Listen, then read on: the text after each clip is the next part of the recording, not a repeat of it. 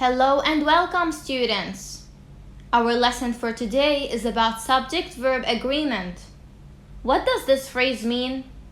Subject-verb agreement means that the subject and the verb of a sentence agrees in number with each other, in which, if the subject is singular, the verb should also be singular, like I am studying.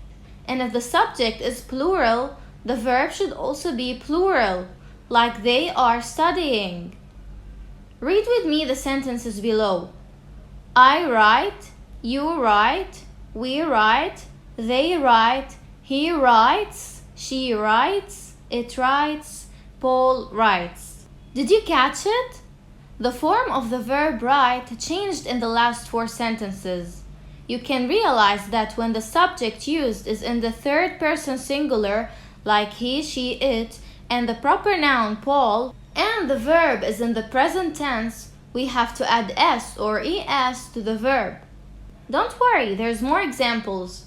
Lily runs every Sunday. Lily is a proper noun, and runs is in the present tense form. That's why we added s to the base form run. He teaches his little brother.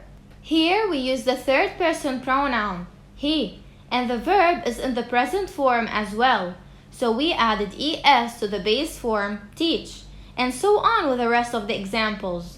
The dog barks loudly. Pearl bakes the most delicious cake. It snows in Christmas. The clock ticks. You have to know that nouns and verbs form singulars and plurals in opposite ways. In singular forms, nouns without s or es uses verbs with s or es, and in plural forms, nouns with s or es uses verbs without s or es.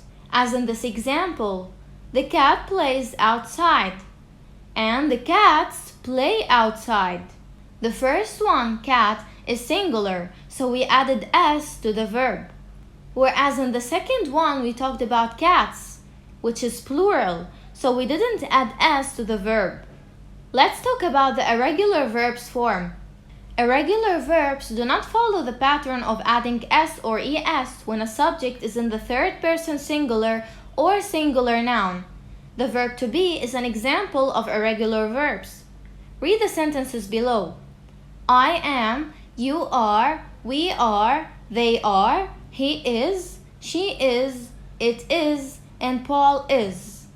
When we use verb to be, I takes am, we, they, you takes are, he, she, it takes is, and any other singular noun, common or proper, takes is. When we use verb to have, I, we, they, you takes have, and he, she, it takes has, as well as any other singular noun.